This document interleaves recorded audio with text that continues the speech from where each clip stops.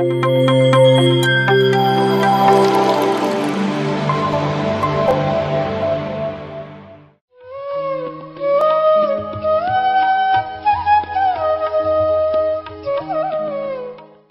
2-3 ವರ್ಷ ಆಯಿತು ಅಂತ ಕಾಣ್ತದೆ. ಇಲ್ಲೆಲ್ಲೋ ಬಾಡಿಗೆ ಮನೆಯಲ್ಲಿ ಇದ್ದರು ಅವರು, ಮೇಡಮ್ ಅವರು. ಆ ದಿವಸ ಅಲ್ಲಿ ತೆಂಗಿನಗುಂಡಿ ಶಾಲೆ ಒಬ್ಬರು ನಮ್ಮ ಮಾಸ್ಟ್ರು ಇದ್ದರು, ಅವರು ಕೂಡ, ಅವರು ದಂಪತಿಗಳು ಕೂಡ ಇದ್ದರು. ಒಂದು 4-5 ಜನ ಸೇರಿ ಧ್ಯಾನ ಮಾಡಿಸಿದೆವು ಸರ್, ಒಂದು ತಾಸು. ಯಾಕಂದರೆ ಆ ಕಡೆ ಎಲ್ಲ ಮೈಸೂರು ಭಾಗದಲ್ಲೆಲ್ಲ ಈ PMC ಪತ್ರಿಜಿ ಗುರುಗಳ ಹೆಸರು, ಈ ಧ್ಯಾನದ ವಿಷಯ ನಿಮಗೆಲ್ಲ ಗೊತ್ತಿದೆ, ಆ ಕಡೆಯವರಿಗೆ ಗೊತ್ತಿದೆ. ಆದರೆ ಈ ಕರಾವಳಿ ಭಾಗದಲ್ಲಿ ಈ ಆನಾಪಾನಸತಿ ಧ್ಯಾನ ಅಂತ ಹೇಳ್ತಾರೆ, ಇದರ ಪರಿಚಯ ಭಾಳಷ್ಟು ಜನಕ್ಕೆ ಗೊತ್ತಿರಲಿಲ್ಲ. ಆದರೆ ಇವತ್ತು ದೀಪಾ ಮೇಡಮ್ ಅವರು, ಅವರ ಕುಟುಂಬದವರು ಈ ಒಂದು ಪಿರಮಿಡನ್ನು ಕಟ್ಟಿಸಿ ಈ ಭಾಗದಲ್ಲಿ ಒಂದು ಹೊಸ ಅಧ್ಯಾಯವನ್ನು ಪ್ರಾರಂಭಿಸಿದ್ದಾರೆ. ಹಾಗಾಗಿ ಅವರಿಗೆ ನಾನು ವೈಯಕ್ತಿಕವಾಗಿ ಹಾಗೂ ಆನಾಪಾನಸತಿ ಧ್ಯಾನ PMC ಪರವಾಗಿ, KDP ಪರವಾಗಿ ಅವರಿಗೆ ಧನ್ಯವಾದಗಳನ್ನ ಹೇಳ್ತೇನೆ. 2019ರಲ್ಲಿ ನಾನು ಧ್ಯಾನಕ್ಕೆ ಪರಿಚಿತನಾದೆ. ಗದಗದವರು ವೀರಣ್ಣ ಕುರಿ ಸರ್ ಅಂತೇಳಿ ಆಕಸ್ಮಿಕವಾಗಿ ಯಾರಿಗೋ ಫೋನ್ ಮಾಡಿದ್ರು, ನನಗೆ ಫೋನ್ ತಾಕ್ತು, ಹೀಗೆ ನೀವು ಧ್ಯಾನ ಕ್ಲಾಸಿಗೆ ಸೇರ್ರಿ ಅಂತೇಳಿ ಅಂದರು ಅವರು. ಅವತ್ತಿಂದ ನಾನು ಕಂಟಿನ್ಯೂ ಆಗಿ ಧ್ಯಾನ ಮಾಡ್ತಾಯಿದ್ದೇನೆ. ಸುಮಾರು 3 ವರ್ಷ ಆಯಿತು ನಾನು TV ರೀಚಾರ್ಜ್ ಮಾಡಿಲ್ಲ.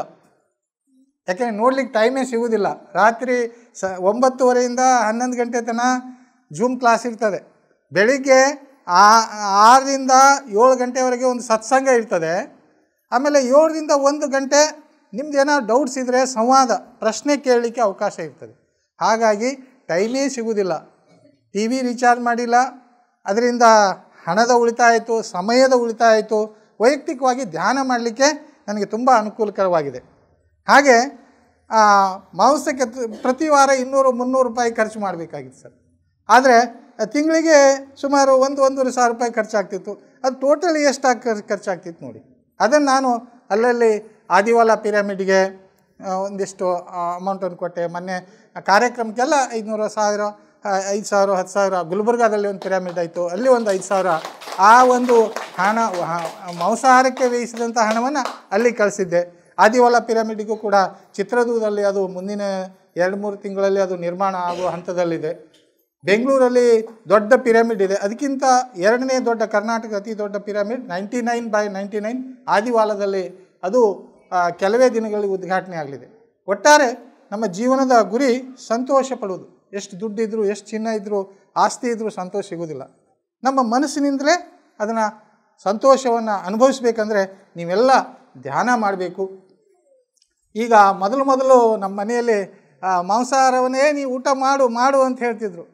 ಆದರೆ ಇಲ್ಲ, ನಾನು ಊಟ ಮಾಡೋದು ಮೀನ ಮಾಂಸ ತಿನ್ನೋದಿಲ್ಲ ಅಂದರೆ ಈಗೀಗ ಯಾವ ಹಂತಕ್ಕೆ ಬಂದಿದ್ದಾರೆ ಅಂದರೆ ಅವ್ರು ತಿನ್ನೋದಿಲ್ಲ, ಅವರಿಗೆ ಒಂದು ತರಕಾರಿ ಅಡಿಗೆ, ನಮಗೊಂದು ಮಾಂಸ, ನಾವು ಅಷ್ಟು ತಿಂತೇವೆ ಅಂತೇಳಿ ಆ ಹಂತಕ್ಕೆ ಬಂದಿದ್ದಾರೆ. ಹಾಗಾಗಿ ನೀವೇನೇ ಮಾಡಿ, ಇನ್ನು ಮುಂದೆ ಸಮಯ ಸಿಕ್ಕಾಗ ವಾರಕ್ಕೆ 1 ದಿವಸ ಆದರೂ ಇಲ್ಲಿ ಬಂದು ಒಂದು 4 ಜನ ಮಾಡಿ ನೋಡಿ. ರೆಗ್ಯುಲರ್ ಆಗಿ ಒಂದು 7 ದಿವಸ 9 ದಿವಸ ಧ್ಯಾನ ಮಾಡಿ ನೋಡಿ. ನೀವೊಂದು ಸಂಕಲ್ಪ ಮಾಡಿಕೊಂಡು ಧ್ಯಾನ ಮಾಡಿದರೆ ನಿಮ್ಮ ಎಲ್ಲ ಸಮಸ್ಯೆಗಳು ದೂರ ಆಗ್ತವೆ, ನಿಮ್ಮ ಮನದ ಆಸೆಗಳೆಲ್ಲ ಈಡೇರ್ತವೆ. ಹಾಗಾಗಿ ನಿಮ್ಮಿಂದ ಮತ್ತೆ 4 ಜನರಿಗೆ ಈ ಆನಾಪಾನ ಸತಿ ಧ್ಯಾನ ಪ್ರಚಾರ ಆಗಲಿ. ನಾನು ಕೂಡ ಸಾಧ್ಯ ಆದಾಗ ಇಲ್ಲಿ ಬರ್ತಾ ಇರ್ತೇನೆ, ಇದರ ಸಂಪೂರ್ಣ ಉಪಯೋಗವನ್ನು ಪಡ್ಕೊಳ್ಳುವ. ಯಾಕೆಂದರೆ ನಮ್ಮ ಪ್ರೇಮನಾಥ್ ಸರ್ ಹೇಳಿದಂತೆ ನಮ್ಮ ಮನಸ್ಸು ಯಾವಾಗ ಗಡಿಯಾರದ ಮುಳ್ಳಿದ್ದಂತೆ, ಒಂದು ಹಿಂದಾದರೂ ಹೋಗ್ತಿರ್ತದೆ. ಆ ಲೋಲಕ ಅಂತ ಹೇಳ್ತಾರಲ್ಲ, ಪೆಂಡುಲಮ್, ಹಳೆಯ ಗಡಿಯಾರಗಳು ಇರ್ತಿದ್ವು. ಒಂದು ಹಿಂದಾದರೂ ಹೋಗ್ತಿರ್ತದೆ ಅದು ಪೆಂಡುಲಮ್, ಅಥವಾ ಮುಂದಾದರೂ ಹೋಗ್ತಿರ್ತದೆ. ಹಾಗೆ ನಮ್ಮ ಮನಸ್ಸು ಕೂಡ ಗತಕಾಲದ ಬಗ್ಗೆ ಯೋಚನೆ ಮಾಡ್ತಿರ್ತದೆ. ಪಾಸ್ಟ್ ಈಸ್ ಡೈಡ್ ಅಂತ ಹೇಳ್ತಾರೆ, ಕಳೆದು ಹೋದದ್ದು ಸತ್ತು ಹೋದದ್ದು. ಫ್ಯೂಚರ್, ಮುಂದಿಂದ ಏನಾಗ್ತದೇನೋ ಅದು ಭವಿಷ್ಯತ್, ಅದು ಅನಿಶ್ಚಿತವಾಗಿದೆ. ಆದರೆ ನಮ್ಮ ಪತ್ರಿಜಿ ಗುರುಗಳು ಹೇಳೋದು ಲಿವ್ ಇನ್ ಪ್ರೆಸೆಂಟ್ ಓನ್ಲಿ ಅಂತ ಹೇಳ್ತಾರೆ. ಅವರು ವರ್ತಮಾನದಲ್ಲಿ ಬದುಕಿ. ನಾವು ಹೆಚ್ಚಿನವರು 99% ಏನು ಮಾಡ್ತಾ ಇದ್ದೇವೆ, ನಮ್ಮ ಮನಸ್ಸು ಯಾವಾಗಲೂ ಭೂತಕಾಲದ ಬಗ್ಗೆ ಯೋಚನೆ ಮಾಡ್ತಾ ಇದೆ, ಇಲ್ಲವೇ ಫ್ಯೂಚರ್ ಬಗ್ಗೆ ಯೋಚನೆ ಮಾಡಿ ನಮ್ಮ ಸಮಯವನ್ನು ವ್ಯಯ ಮಾಡ್ತಾ ಇದ್ದೇವೆ. ಹಾಗಾಗಿ ಈ ಭಾಗದಲ್ಲಿ ಒಂದು ಹೊಸ ಅಧ್ಯಾಯವನ್ನು ಪ್ರಾರಂಭಿಸಿದ್ದಾರೆ. ಅಂದರೆ ಪತ್ರಿಜಿ ಗುರುಗಳು ಹೇಳುವುದು ಇಷ್ಟೇ, ಏನು, ನಮ್ಮ ಧ್ಯಾನಮಯ ಜಗತ್ತು ಮಾಡಬೇಕು, ಇಡೀ ಜಗತ್ತನ್ನು ಪಿರಮಿಡ್ ಜಗತ್ತು ಮಾಡಬೇಕು, ಸಸ್ಯಾಹಾರ ಜಗತ್ತನ್ನು ಮಾಡಬೇಕು ಅಂತ ಹೇಳ್ತಾರೆ. ಅಂದರೆ ಸಸ್ಯಾಹಾರದ ಆಗಾಗ ರ್ಯಾಲಿಯನ್ನು ಮಾಡ್ತಿರ್ತಾರೆ. ಈ ಜನ್ಮದಲ್ಲಿ ನೀನು ನನ್ನನ್ನು ಕೊಂದು ತಿಂತಾ ಇದ್ದೀಯಾ, ಮುಂದಿನ ಜನ್ಮದಲ್ಲಿ ನಾನು ಅದೇ ಕುರಿಯಾಗಿ ಹಸುವಾಗಿ ನಿನ್ನನ್ನು ನಾನು ಕೊಂದು ತಿಂತೀನಿ ಅಂತ ಹೇಳ್ತದಂತೆ. ಹಾಗಾಗಿ ನೋಡಿ, ಒಂದು ವಿಷಯವನ್ನು ಹೇಳಿಕ್ಕೆ ಬರ್ತೇನೆ. ಮೀನು ಮಾಂಸ ತಿಂದರೆ ನಮ್ಮ ಹೊಟ್ಟೆಯಲ್ಲಿ ಜೀರ್ಣ ಆಗಲಿಕ್ಕೆ ಸುಮಾರು 12-15 ತಾಸು ಬೇಕು. ಅದೇ ತರಕಾರಿ ತಿನ್ನಿ ಕೆಲವೇ ಗಂಟೆಗಳಲ್ಲಿ, ನೋಡಿ ಅದೇ ಸರ್ ಹೇಳಿದಂತೆ 72 ತಾಸು ಬೇಕು. ಆದರೆ ತರಕಾರಿ ತಿನ್ನಿ ಕೆಲವೇ ಗಂಟೆಗಳಲ್ಲಿ ಏನು ಅದು ಪಚನ ಆಗ್ತದೆ. ಆದರೆ ಮೀನು ಮಾಂಸ ಒಂದು ವಿಷಯ ಹೇಳ್ತೀನಿ, ಅದು ಬಾಯಿ ಚಪಲ, ಬರೀ ಟೇಸ್ಟ್ ಮುಖದಲ್ಲಿ ಮಾತ್ರ. ಆದರೆ ಅದರಿಂದ ಒಳ್ಳೆಯ ಪ್ರೋಟೀನ್ ಸಿಗೋದು ತರಕಾರಿಯಲ್ಲಿ ಏನೋ ಒಂದು ಮಾತನ್ನು ಗಮನದಲ್ಲಿಡಿ. ಹಾಗಾಗಿ ಇನ್ನು ಮುಂದೆ ನೀವು ಈ ಪಿರಮಿಡ್ಡಿನ ಪ್ರಯೋಜನವನ್ನು ನಾವೆಲ್ಲ ತಗೊಳ್ಳುವ.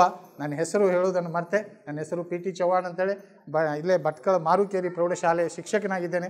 ಕಳೆದ 29 ವರ್ಷದಿಂದ ಸೇವೆಯ ಅವಧಿಯಲ್ಲಿದ್ದೆ.